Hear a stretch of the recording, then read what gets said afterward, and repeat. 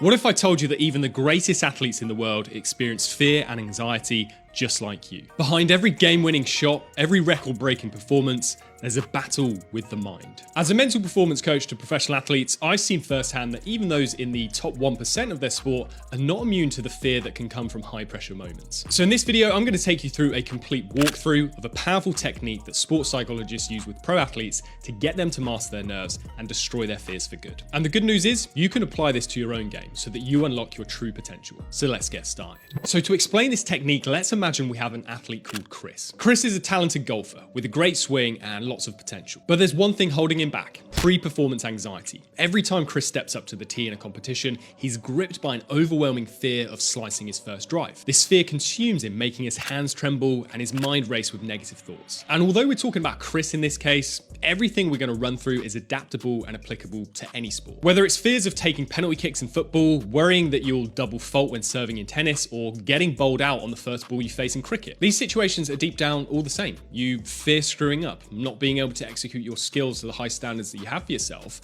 and then you're also scared about what other people are going to think about you when you fail. But going back to Chris, he can't help but imagine the ball slicing off to the right when he lines up his first drive, landing him in deep trouble from the very start. This fear isn't just a minor inconvenience, it's a roadblock that prevents him from playing his best game. On some occasions, it stops Chris from even opening his garage door to load his club bag into his car. And then on other occasions, he refuses to leave his car as he's too scared to leave the safety of the car park and enter the clubhouse. And the more he worries, the greater the likelihood he'll slice his first drive. Once he finally drags himself to the first tee, he's plagued by overthinking. Because of this, every aspect of his swing becomes rigid due to the accompanying muscle tension and tightness in his chest. And sure enough, his first shot is dreadful, setting him up for another round from hell where the entire time he just wants to bury himself in a bunker and never have to set foot on a golf course ever again. So what can Chris do to overcome this and destroy his fears for good? Well, he needs to go through the process of systematic desensitization. Also known as graduated exposure therapy, systematic desensitization was originally developed to help people overcome various phobias and fears. Whether people have a fear of certain animals, foods, or random objects,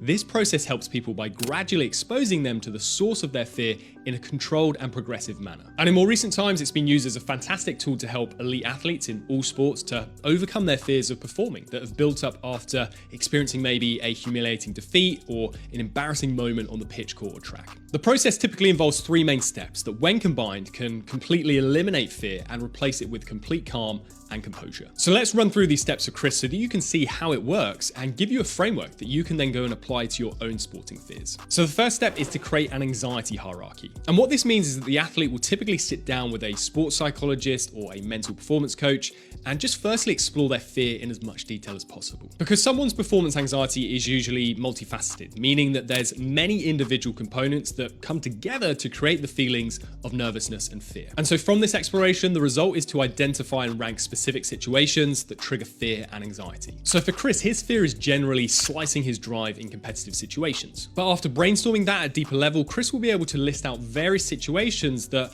are branches of that fear. And these could include practicing his drive alone at the range, driving his car to a competition, stepping up to the tee in a major tournament with a large audience, pulling his driver out of his golf bag, practicing his drive with a few friends watching, and driving in front of his coach. After listing each of these scenarios, Chris will then be asked by his psychologist to give each one a rating from 1 to 10 on how anxiety-inducing he feels they are. And these ratings are then used to rank these scenarios in order based on the level of anxiety that each one causes Chris to feel, from the least stressful to the most intense. So his final anxiety hierarchy will look like this. By developing this hierarchy, Chris and his psychologist establish a roadmap for the desensitization process. It allows them to tackle his fears in a systematic and controlled manner, starting with the situations that cause the least anxiety and gradually working up to the most challenging ones. With the anxiety hierarchy established, the next step in systematic desensitization is learning relaxation techniques. These techniques are crucial because they will help Chris manage his anxiety and stay calm as he confronts his fears. Relaxation techniques can vary massively, but they generally include practices like deep breathing, progressive muscle relaxation,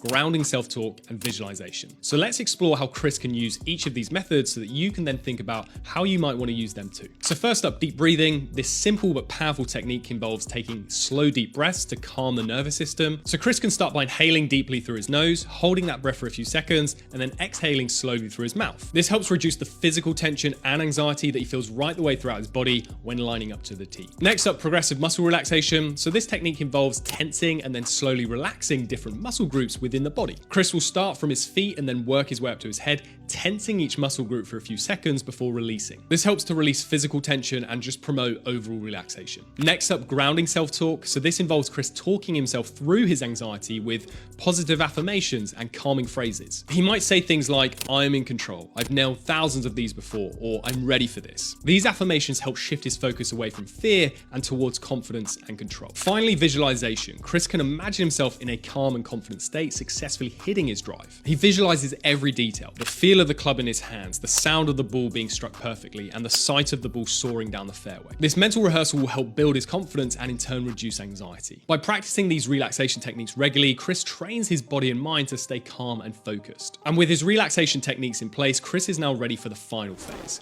gradual exposure. This step involves systematically facing the situations in his anxiety hierarchy, starting with the least anxiety provoking and then working his way up. The goal is to help Chris become desensitized to his fears and build confidence at each level. So the first situation on Chris's hierarchy is driving his car to a competition. This is a routine activity but can still trigger anxiety as it's associated with the upcoming performance. So what Chris will do is some practice runs of getting in his car each day to pretend that he's driving to a competition. This should cause some anxiety to be felt, and when it occurs, Chris should practice his deep breathing and grounding self-talk to stay calm. Alternatively, this step, along with all others to a certain extent, can be run through with his psychologist in a role-playing setting, or just visualizing and imagining each of the situations on Chris's anxiety hierarchy. And more recently, elite athletes are also turning to virtual reality headsets to make running through these high-pressure situations much more realistic. But only once Chris has mastered this step and feels completely calm of getting into his car, putting his seatbelt on and starting up the engine and then driving to the golf course,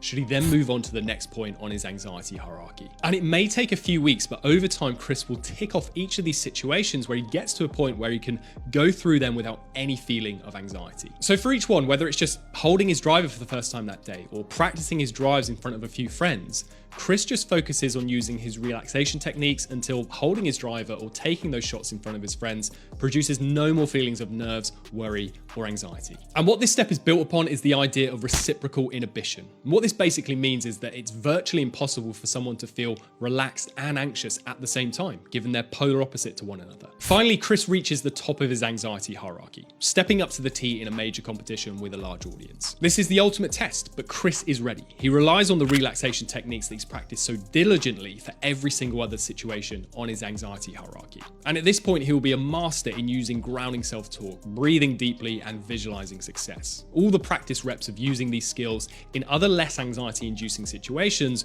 would have built up his mental strength to control his stress response. So despite the high pressure, he remains calm and confident, executing his drive with precision and power. Through gradual exposure, Chris has transformed his fear into confidence. By systematically facing the anxiety-provoking situations and using his relaxation techniques, he has desensitized himself to the fear of slicing his drive. And now he can step up to the tee with the assurance that he can handle any situation, no matter how intense. So as a reminder, systematic desensitization can be adapted to any sport and any fear. Whether you're an athlete struggling with performance anxiety, a fear of injury, or other sport-related phobia, this technique can help you gain control and perform at your best again. But it takes patience, time, and effort. And that's because it's a form of mental training, which many elite athletes know is much more difficult to perform than their physical training. No one builds an elite mentality in a click of a finger, but building one is more simple than you think. You just have to follow a few key steps, which you can learn for yourself by watching this video next.